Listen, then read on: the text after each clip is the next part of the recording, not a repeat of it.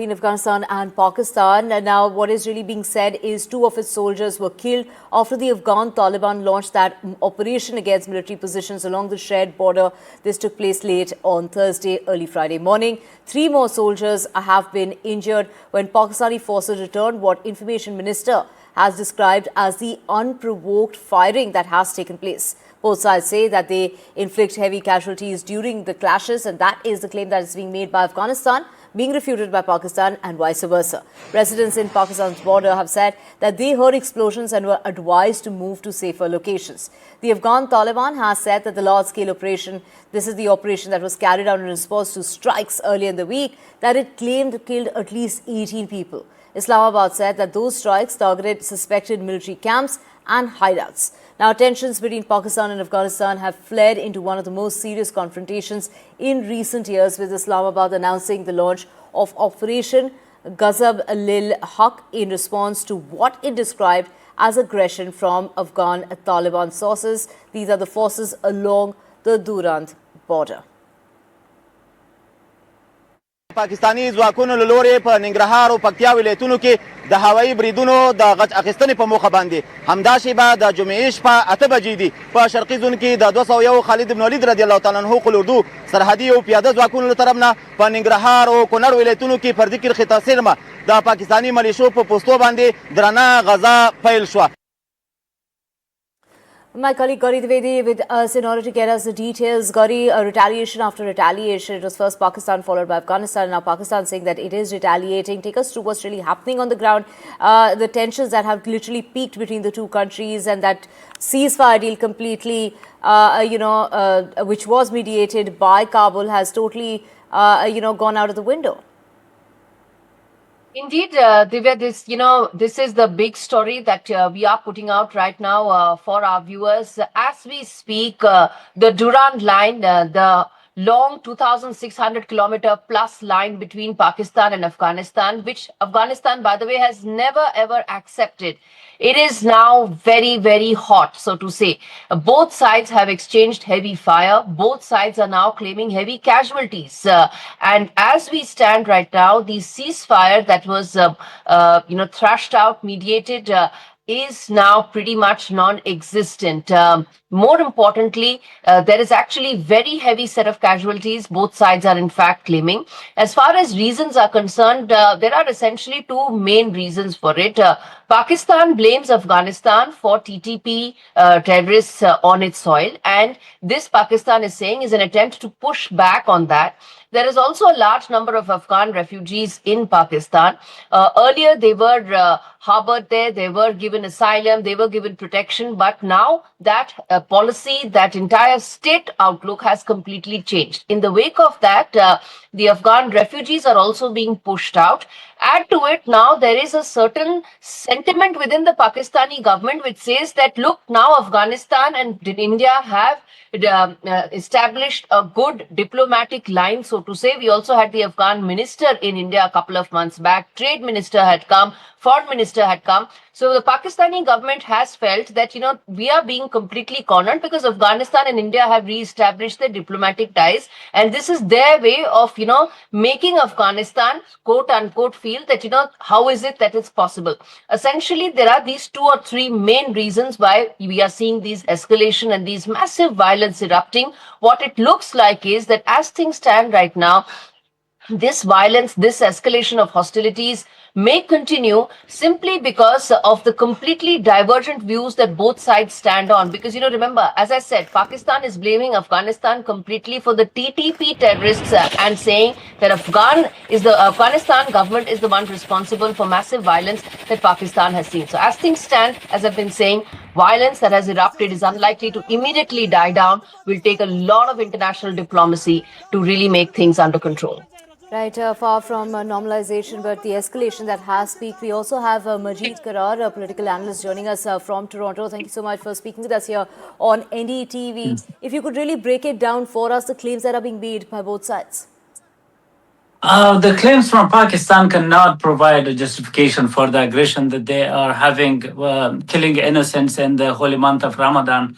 It hasn't been the first time or the second time. It has been more than probably 100 strikes by Pakistanis, most of which were covered or unexposed by the government, by the regime in Kabul. At some occasions, the regime in Kabul becomes under public pressure and they show reaction. And then this is what they do. So, Pakistan's reasoning about, the location of TTP in Afghanistan, first of all, we all know that all these groups, not just TTP, but all the terrorist groups have come to Afghanistan from the Pakistan. They have been created by the government of Pakistan. All the groups have the history of relationship with the Pakistani military, and then they were trained there and they were exported to Afghanistan. And when they came to Afghanistan, they were actually escorted by their generals to Kabul. You might remember, how Faiz Hamid accompanied the Taliban or escorted Taliban to Kabul, and then he assured from Kabul to the world that everything is going to be okay. So it was his assurance when he said that everything is going to be okay. So if everything was okay for everyone else, he has the responsibility for whatever is happening to them in Pakistan. Pakistan has enough of their own extremists on their soil. They don't need to import. If there is one thing that they don't want to, or they don't need to import from any other country, that is terrorism and that is extremist groups. So that justification is not rightful justification. So when it comes, it's very clear, about the aggression of Pakistan. It's a condemnable aggression. Everybody, every human being should be against it because they are constantly killing innocents. They're killing kids, and they wiped up like complete families in Afghanistan in the recent attacks. But when it comes to Taliban and their reaction, there is a lot of things that are vague. There is a huge ambiguity for the Afghan people because we see that we are in a tough situation where we have to choose between two evils. We either have to, some people might go for the Pakistani government against Taliban because Taliban is an oppressor regime, but some other people will have to, remember that Pakistan is an enemy and they are declaring that they are the enemy of Afghanistan, and then they are going towards the extremist group, which they don't favor otherwise, but because there is an aggression for Pakistan, they have to go join Taliban. So for us Afghans, it's a difficult situation, especially that we don't have enough information about whether the relationship between the Pakistani army and the Taliban leadership has been cut off or are they still there. Because most of the Taliban leadership, as Khwaja Asif said last week, they are openly traveling to Pakistan. They are staying in Pakistan. They do their honeymoons, and their weekends. They spend it in Pakistan. They have their businesses in Pakistan. They hold Pakistani citizenships. Most of the Taliban leadership.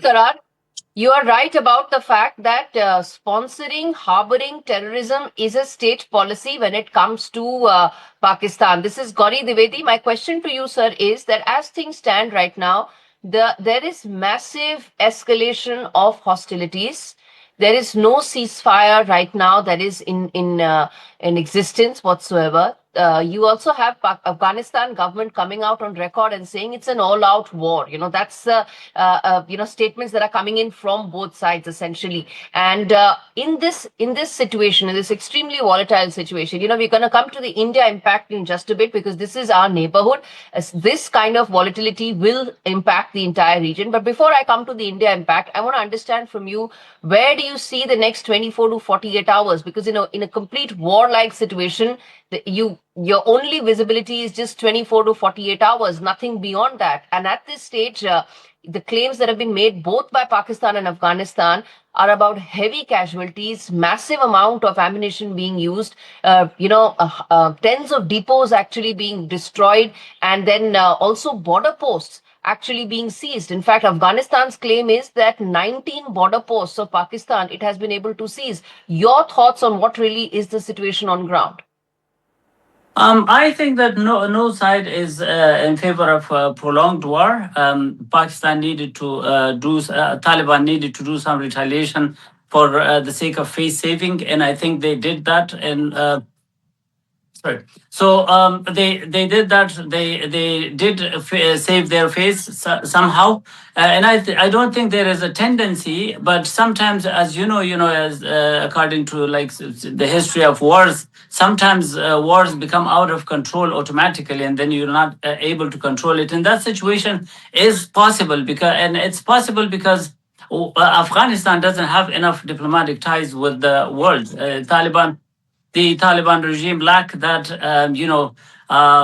diplomatic support outside. So the ball, I would say, is in the ground of Pakistan mostly, and I think that none of the parties is in favor of a prolonged war for Pakistan. This kind of the threat of terrorism has been a cash cow that they have been milking for years, and they want terrorism to be there, but they don't want this kind of escalated war to be there. So I think as soon as there is an intervention from countries like Qatar and Saudi, both sides will come to terms. Pakistan, if they wanted anything from the previous attacks, they have probably achieved it.